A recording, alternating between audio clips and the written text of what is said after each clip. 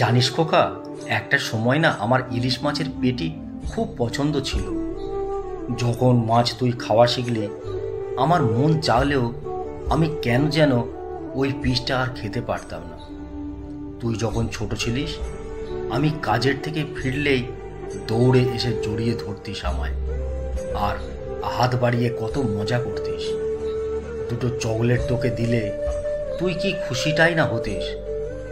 তখন আমরা গ্রামে থাকতাম, চাষবাস করেই কোনো মতে চলে যেত আমাদের সংসার। তুই যখন আরও একটু বড় হলি, রাজ্যের চিন্তা আমাকে গ্রাস করে ফেলল। তোকে কিভাবে ভালোভাবে মানুষ করতে পারবো, ভালো স্কুলে পড়াতে পারবো, ভাবনার আমার শেষ নেই। দ্বিতীয় কিছু না ভেবেই চলে এলাম শহরে, তোকে আর তোর মাকে রেখে। শুরু করলাম ঘাম ঝরানো পরিশ্রম, যেন তোদের আরেকটু ভালো রাখতে পারি।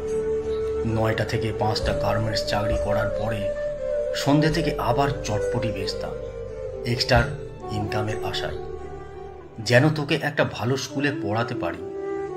কত স্বপ্ন আমার তোকে নিয়ে। তুই উচ্চশিক্ষায় শিক্ষিত হবি, বড় অফিসার হবি, গরিব বলে লোকের দেওয়া অবজ্ঞা ঘোচাবি। কত স্বপ্ন তোর মনে আছে খোকা? একদিন তোর মা তোকে অনেক মেরেছিল, তোর জ্বর চলে আসছিল, আর তুই জ্বরের ঘোরে বলছিলি, মা আর মেরো না, আমি আর যাব না সজলদের বাড়ি, আর মেরো না। ওদের বাড়ি টিভি দেখতে গিয়ে একটা দামি খেলনা ধরার অপরাধ করেছিলি তুই, আর শাস্তি হিসেবে পেয়েছিলি বেধড়ক মার। আর এত অপমান সইতে না পেরে তোর মাও তোকে আরো মারল। বিশ্বাস কর, তোর এক একটা খাওয়া মার আমার বুকে গিয়ে লাগছিল, আঁতকে উঠছিল বুকটা। তুই কাঁদতে কাঁদতে ঘুমিয়ে গেলি। সেই রাতে আমরা আর কেউই ভাত না খেয়ে ঘুমিয়ে পড়লাম। তোকে আদর করে চলে এলাম আমার কর্মস্থলে। সারাদিন তোর কথাগুলো আমার কানে বাজছিল, আর মেরো না মা, আমি আর যাব না। কিছু টাকা ধার করে কিস্তিতে একটা টিভি কিনেছিলাম তোর জন্য। তুই এখন মস্ত অফিসার। গ্রামে এখন কত মানুষ গর্ব করে তোকে নিয়ে। আমার নিজেকে খুব সার্থক বাবা বলে মনে হয়, আবার জানিস ভয়ও হয়। তুই বদলে যাবি না তো? তোর সেই ফ্যাল ফ্যাল করে চেয়ে থাকা মায়া ভরা মুখটা আমি ভুলতে পারি না আজও। তুই যে আমার যক্ষের ধন রে বাপ। চাকরির বছর 2-1 পরে খোকা আমার বিয়ে করেছে। বৌমা আমার বিশাল শিল্পপতির মেয়ে। শহর বাড়িতেই অনুষ্ঠান হবে। বিয়ের দিন সকালে গাড়ি পাঠালো খোকা আমাদের জন্য। আমি অবাক হইনি তেমন। খোকা যে আমাদের একটু জানালো না আগে থেকে ওর বিয়ের কথা। খোকা যে মস্ত বড় অফিসার মানুষ। আমার জন্য দামি পাঞ্জাবি, ওর মায়ের জন্য দামি শাড়ি পাঠালো। আমরা দুজনেই পরে নিলাম খোকার পাঠানো পাঞ্জাবি শাড়ি। কিন্তু আমরা স্বামী স্ত্রী কেউই এই পোশাকে মানাতে পারছিলাম না নিজেদের। আসলে অভ্যস্ত নয় যে এমন দামি পোশাকে। যাই হোক, আজ আমার খোকার বিয়ে, পড়তে তো হবেই। আমরা তৈরি হয়ে বের হতেই খোকার গাড়ির ড্রাইভার আমাদের স্যার ম্যাডাম বলে সম্বোধন করে গাড়ির দরজা খুলে দাঁড়িয়ে থাকে। ওর মা আমার দিকে ফ্যাল ফ্যাল করে তাকিয়ে থাকে। আমি মুচকি হাসি দিয়ে জোহরাকে বলি, উঠে বসো আমাদের খোকার গাড়ি। গাড়ি ছুটছে, সাথে ভাসছে আমার চোখে আমাদের অতীতের দিনগুলো।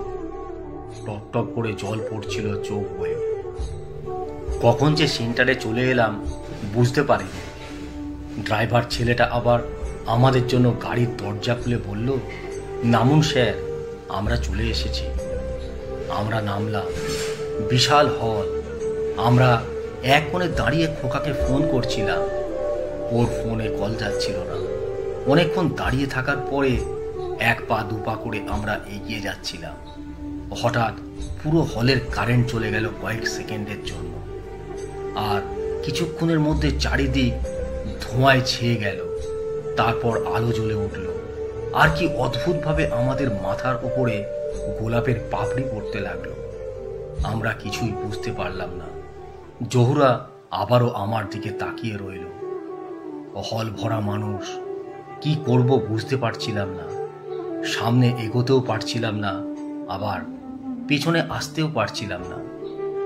জহুরা হতভম্ব হয়ে আমার হাতটা শক্ত করে ধরে রেখেছে। আবারও লাইটটা বন্ধ হয়ে গেল। এবার মৃদু আলো জ্বলে উঠল, আর কে যেন আমাদের পা শক্ত করে জড়িয়ে ধরে আছে।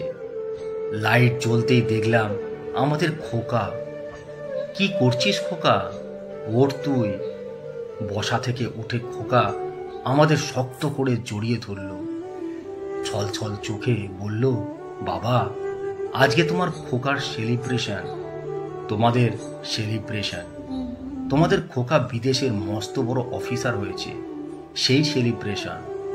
হল ভর্তি মানুষের করতালিতে মুখরিত চারদিক।